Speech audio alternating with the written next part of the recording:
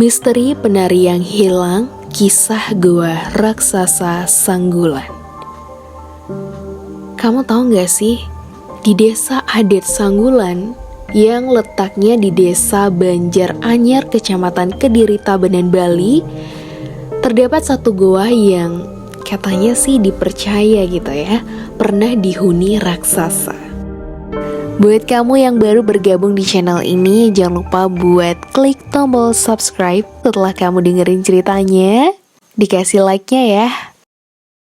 Di desa adat Sanggulan, desa Banjaranyar, Kecamatan Kediri, Tabanan, Bali, terdapat satu goa yang dipercayai pernah dihuni raksasa. Kisah itu sampai sekarang masih dipercaya oleh masyarakat di sana. Dan ternyata hal itu ditandai dengan kebiasaan warga adat setempat yang pantang memakan olahan buah timbul atau buah tiwul. Loh, apa hubungannya? Penari yang hilang, goa raksasa, dan buah tiwul? Buat kamu yang penasaran, kamu wajib dengerin sampai akhir. Sebelum aku lanjut ke cerita, dari beberapa sumber yang aku baca, ternyata gua raksasa ini juga masih ada sampai sekarang. Walaupun dari sumber yang aku dapat, beberapa tahun terakhir ini emang mulut gua itu udah menyempit akibat tertimbun tanah di sekelilingnya yang longsor. Wajar sih ya, udah lama banget ceritanya. Dan sampai sekarang pun katanya nih warga desa Sanggulan, warga desa adat Sanggulan ini itu tetap mempercayai kepercayaan tidak makan buah tiwul. Kepercayaan mengenai pantangan memakan buah tiwul itu sudah berkembang secara turun-temurun, walaupun emang gak ada catatan yang tertulis, baik dari lontar ataupun dari prasasti.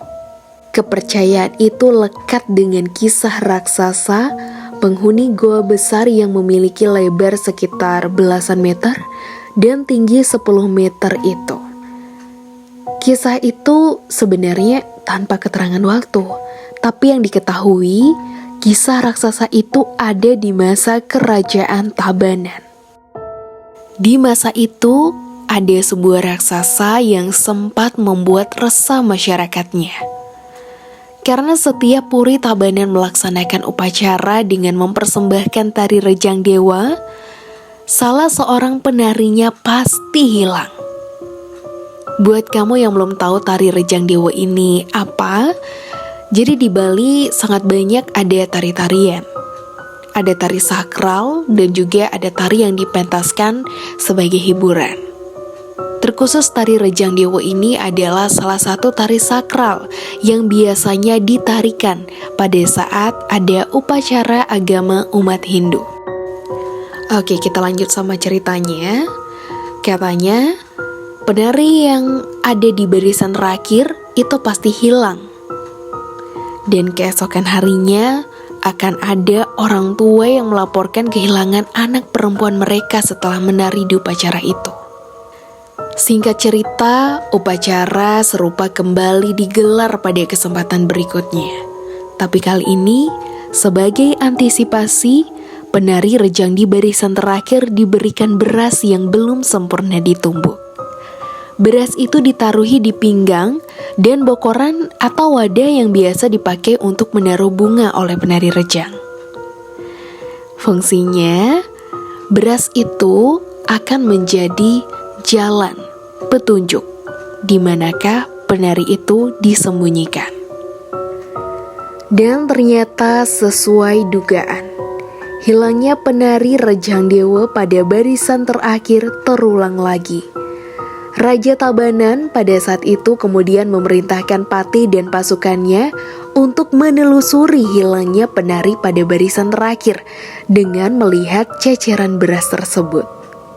Ceceran beras terakhir akhirnya ditemukan di goa itu.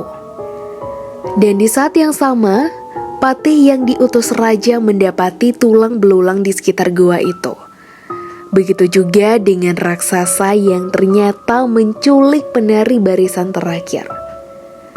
Cuma raksasa itu terlalu sakti, tidak bisa dikalahkan oleh senjata.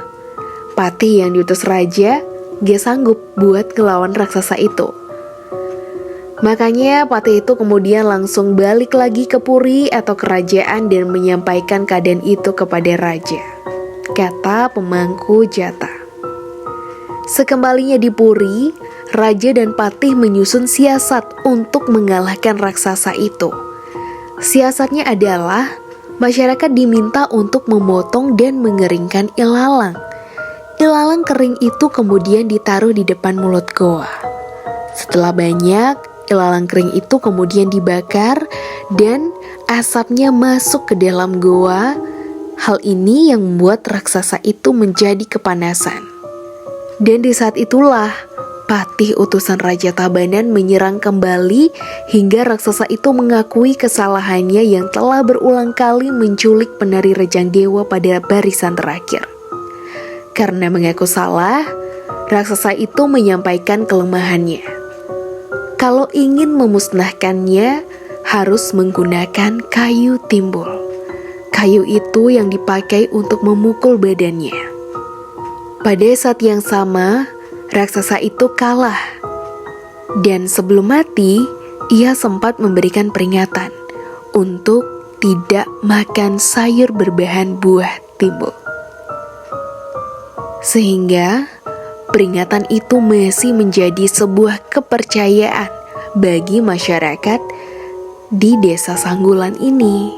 Walaupun memang belum ada lontar atau sesuatu yang tertulis tentang peringatan ini. Dan katanya sih kalau dilanggar, biasanya akan sakit dan harus meminta ampun kepada leluhur di Rongtelu, salah satu bangunan di pura keluarga atau sanggah. Tapi, kamu penasaran gak sih gimana isi di dalam gua ini? Buat kamu yang penasaran, akan aku ceritain tapi di video berikutnya. Jangan lupa buat subscribe dan jangan lupa nyalain tombol loncengnya supaya kamu gak ketinggalan lanjutan ceritanya. Selamat malam.